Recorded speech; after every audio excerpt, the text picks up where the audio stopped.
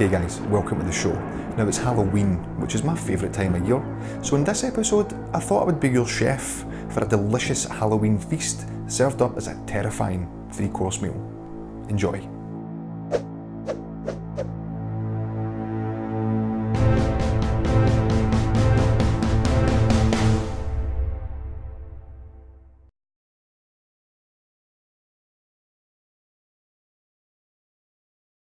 Okay, so I don't want this to be your typical list of Halloween movies that you've seen over and over and over again. If you want that, you can just do a quick search online.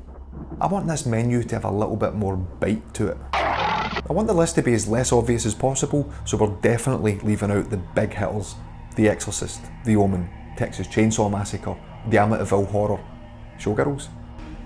I did what I had to do. So, for our first offering, or appetiser, it needs to be something that's quite light-hearted and nothing too deep that you really need to focus in on. This should be the type of movie that you put on when you're carving your pumpkins, you're making the last-minute adjustments to your awesome Halloween costume, or you're just looking to get into the general Halloween mood. The Monster Squad was released in 1987, and a lot of people said it was just a rip-off of The Goonies. It's even got the same actor playing the part of the mum of the lead characters in both films. But if this is a rip-off of The Goonies, then it's The Goonies with the classic monsters thrown in for good measure. There's the Wolfman, the Gillman, Frankenstein's monster, the Mummy, and one of my favourite versions of the Dracula character. Give me the amulet, you bitch! It's a story about Dracula who's trying to get his hands on some sort of amulet that's going to help him rule the world, and the only people that can stop him is a group of kids that are obsessed with monster movies. Guess what they're called? This is 80s cheesiness to the highest degree, and I think that's why I love it so much. There's some crazy 80s hairstyles, the wacky 80s clothing, and of course it's got an awesome 80s soundtrack as well. It's also got one of the coolest guys in a movie ever. Hey, Rudy. EJ? It's not exactly a kids movie though, because there are a few references or innuendos that are made that are maybe just a little bit too much for the younger movie lovers. I'm beginning to like this club. Rudy! It is quite gory at a couple of scenes too, and the werewolf transformation scene is amazing. Quite intense.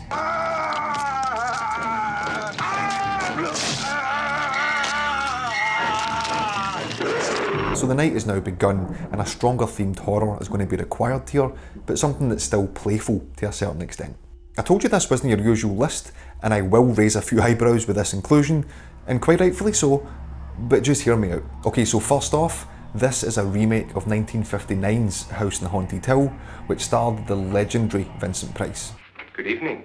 Now, I don't usually like or even condone remakes, but I actually like this one that came out in 1999. It's about an eccentric millionaire theme park owner who invites a random party of guests to spend the night at an abandoned insane asylum. If they can make it through the night, as a reward, they will each receive a massive cash prize. There's a few badass performances here, mainly Geoffrey Rush as the host of this overnight challenge. Now, he's playing the part that Vincent Price originally played, and he even looks like him too. It's also got one of my cult heroes, Jeffrey Combs. You might recognise this guy from a lot of B-movies that came out in the 80s and the 90s. I startled you. Yes, you did. He plays the elusive doctor of the asylum, and he's perfect in the role with his random oddness. I love that guy. Hands up if you love Jeffrey Combs. We've also got Ali Larter, Famke Janssen, and Bridget Wilson Sampras. Let's get some razor-sharp dialogue between Geoffrey Rush and Famke Janssen, who play a husband and wife team that despise each other. And I like that because it makes you think that she clearly married him just for his money, and it's believable, even if the rest of the movie is not. You know, if you really love me, you find a way to drop dead in the next 3 seconds. Finding ways for me to die is really your deal, isn't it, Evelyn? It's not a scene-for-scene remake though, because there's a lot of stuff that's simply not in the original. If you can just get into it and go with the flow, there are a few scares here and there, with the standout scene for me being when they show you the machine that, and I quote, can drive a sane man mad and a madman sane. Quirky, gory, atmospheric, and while nowhere near as good as the original, it's still very watchable and will do nicely for your second course on this Halloween feast. Now for the main course, the peak of the night. Maybe you've had a few friends round to celebrate the event, and at this point you're all alone, everyone's been home, and it's time to put a movie on that you can really lose yourself in, and probably come out the other side traumatised. So here's a John Carpenter film that does not get as much attention as it deserves, and that's a real shame. It's the second entry in what he calls his Apocalypse trilogy. The other two movies being The Thing, which we covered in the previous episode, and In the Mouth of Madness, which we'll probably talk about in great depth in the future because it really does deserve some love. It's got quite a slow pace as the movie builds tension, but once it hits the sort of middle mark, things begin to accelerate and the payoff is very, very satisfying. In a nutshell, it's about a group of students that are called in by a priest to investigate this ancient, mysterious cylinder that's been found in the basement of his church. Now, the contents of this cylinder are rather interesting to say the least. A few John Carpenter regulars appear here with the likes of Dennis Dunn, Donald Pleasence and Victor Wong. So rest assured, you're in good hands because the cast are going to be pretty reliable. It's even got Alice Cooper in it as well. It's got a few dream sequences that managed to scare the Sarah Douglas right out of me the first time I seen them. Somehow they managed to really capture how or what a dream feels like. Confusing, disorientating, just downright scary. A great horror movie needs a great soundtrack, I hear you say. The soundtrack's by John Carpenter.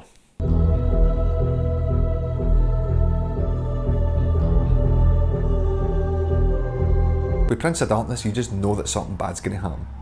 But when, how, or what are the things that you need to worry about? And man oh man, the ending is quite simply shit your pants material. So there you go, ladies, gents, boys and girls, your guide to a J.J. Abrams style Halloween. Now, I do hope you've enjoyed the menu on offer tonight and you do come back for second helpings in the future. If the menu is not to your liking, however, why not do the exact opposite of what I've suggested? Go and watch movies like Paranormal Activity.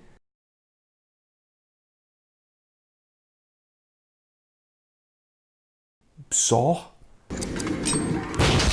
Or Hocus Pocus.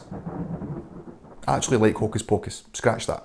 We can do better than that, I think. Either way, as always, thanks for watching, guys. Have a great Halloween. Take care, and I'll see you soon. Are we good? Right.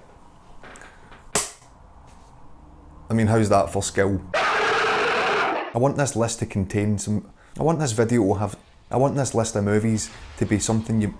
I want the list of movies here to be some... I want this list to be...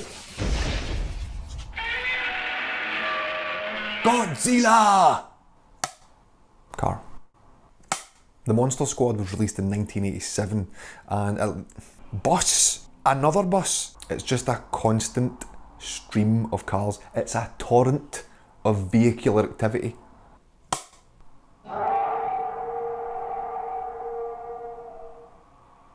Well, it is Halloween. Beware the moon, lads. Stick to the road. Oh, good lord. And the werewolf scene... Werewolf? Werewolf? What's a werewolf? Oh,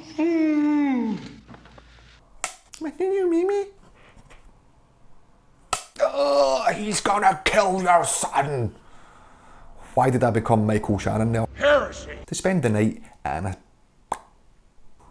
can make a madman sane and an insane madman, a madman sane and a sane man insane. It's the second entry in what he... So here's a John Carpenter film that does not get enough. It's got quite a slow pace to it. Lee. To investigate this mysterious ancient cylinder that's been found in the cylinder. He's finding cylinders in cylinders. What's this priest doing? This mysterious ancient car that's found in his basement. A few John Carpenter regulars appears here.